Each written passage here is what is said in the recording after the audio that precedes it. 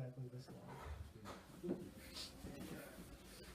Valerie Deus is a poet living in Minneapolis. When she's not curating films for the Minneapolis Underground Film Festival, she is dreaming about the ocean. Please welcome Valerie.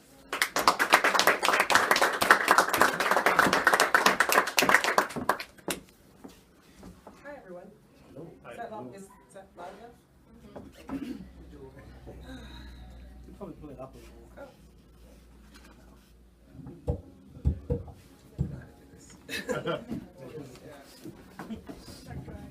Oh, okay. Thank you. All right.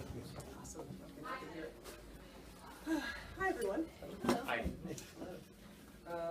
I'm going to read a couple poems, and I'm going to start with the one that I have in the almanac this year. Dead Talk. Death never means death. A dead person can seem alive when pressed to answer. We bought some sage, but I wasn't sure. Maybe you were a diviner or something different, like an exhibit, or a birthday, or a fever. We had to check if you smelled the same, if you were still part of our waking life. Though at a distance you seem more vulnerable, more loose, less negotiated, too eager to play the crumpled spouse, restless and disposable. But at this time, things were different. No laundry, no dishes, no leftovers. Me with my sea rocks, conch shells, and tongues. You with your crosses, holy water, and saints. We burn the sage, followed by a smudge, to clear out the native details.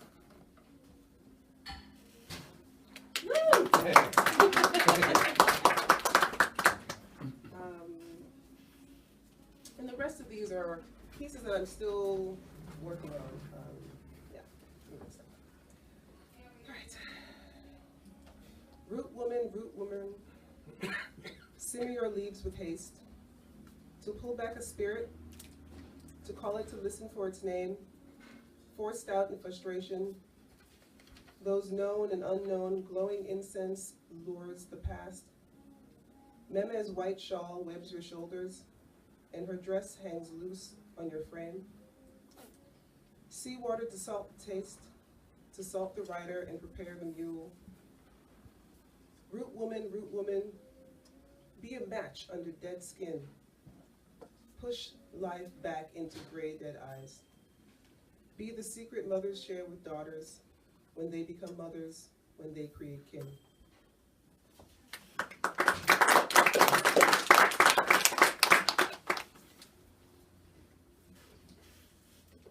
Connaissance. Mama called it conjuring. Mama called it conjuring. When you called out the names that sing and rip at you from the inside, that pull at you like a ghost in a photo, faintly out of sight but present. Their song drowns your bones, grows wide beneath your skin. The spirits have a planting all their own, and remember their kinky, coiled beginnings.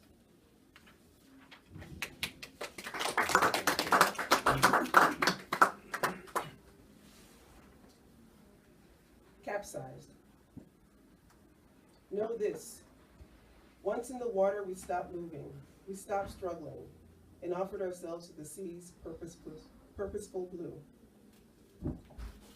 Brushed by waves as they coil and ribbon around us and tell the story of our birth, while our memories followed the drift.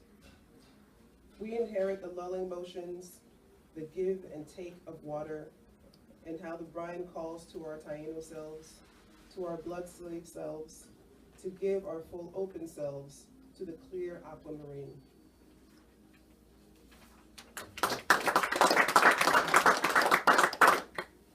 I should probably say a little bit about the inspiration for a lot of my poems. I'm Haitian American, so a lot of it is connected to my culture and my upbringing and Haiti.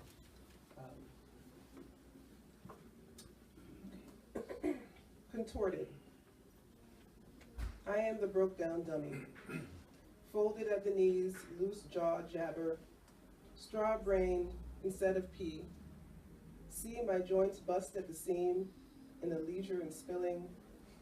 Let me spin and split my bended back, ridge-ridden spine, your twisting horse, to fit my ill-fitting trap, to fit my box called a home.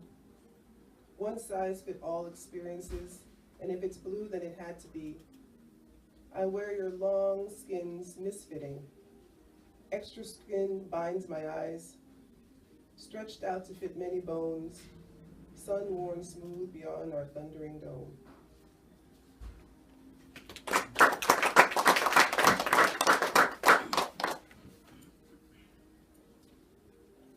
Grapefruit, Shadek. My mother and I talked about how we both got sick on grapefruit once. We described the wretched feeling, the dry, hacking, heaving, all the mucus and the tears, the fainting and the fear of dying. My mother said that day she learned to respect the grapefruit. Well, it's a big deal. But I'm still afraid.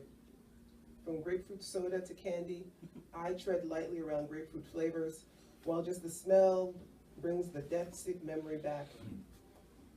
My mother laughs. I still eat it, she says. Except now I know.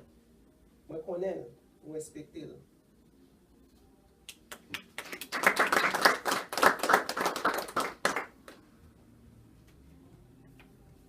Stardust.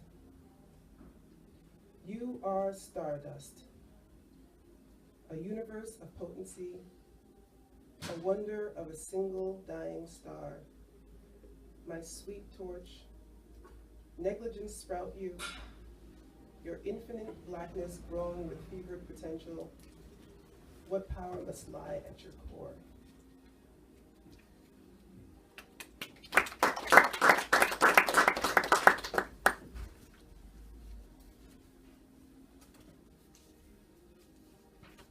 Empty space. Are you my lonely poem, dancing near the line breaks, in a fit of rage, when the picture comes in with their sly and their sex? In their low light, they almost slip away, an unfamiliar memory hiding below the page's edge. But if naming the work a poem, the pictures may depict times things were the same but suddenly different, or when things were different but stayed different but felt the same.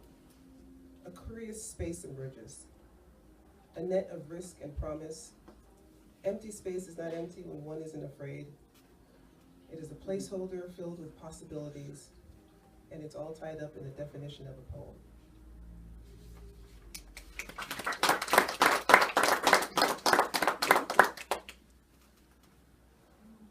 Pedagogy. Suddenly, she was the teacher her father disliked.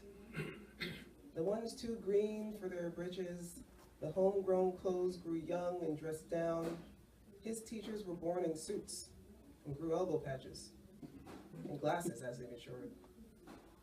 They smiled with their eyes and laughed with their mouths closed, solid, stone adults who made you call them sir even when they were ma'ams.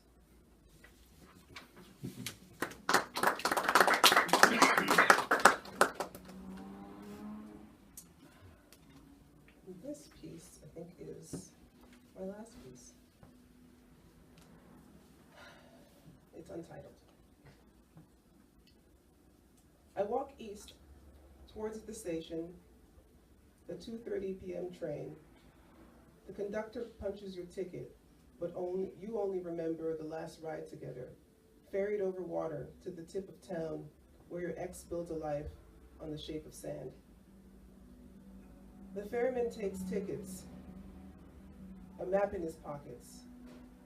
He takes quick sips from his cup as he approaches, and I fumble to trust us. The days here go dark quick, like living life through tunnels randomly connected. Shadow, then hints of light, then shadow. Thank you.